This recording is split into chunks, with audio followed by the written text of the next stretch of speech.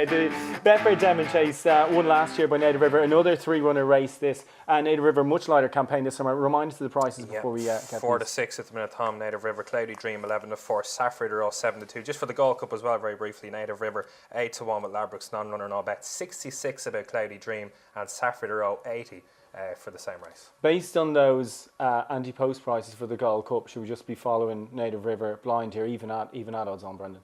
Yes, because he's up against, Native River is a horse you'd want beside you in the trenches because he'd have to be dug out of them. Yeah. The other two horses wouldn't go into the trenches in the first place. They're Cloudy Dream and Safford. Very harsh, Suki.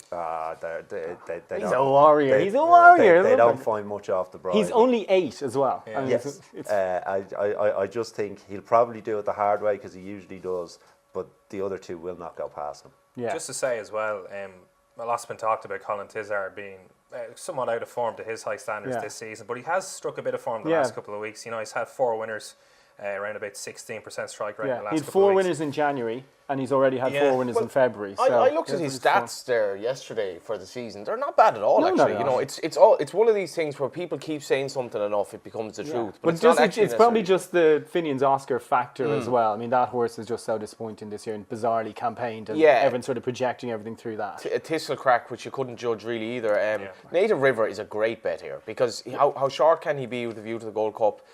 Cloudy Dream doesn't stay the trip as far as I can see. And like Safford Dura. Yeah, absolutely. So I wouldn't be surprised if Safford was the one for the forecast, but Dukey said they won't go by him. I think he'll go by them, basically. I think he'll be held up, he'll outstay them, the race will be over or 2 out. And he's a good bet. And is he a proper Gold Cup contender as well? He is, because is it any better than last year? Probably not, and he ran a blinder last year, so he is, yeah, absolutely. Very likeable horse. Yeah, let's move on to Warwick. They have the Kingmaker Novices Chase. So this will give us a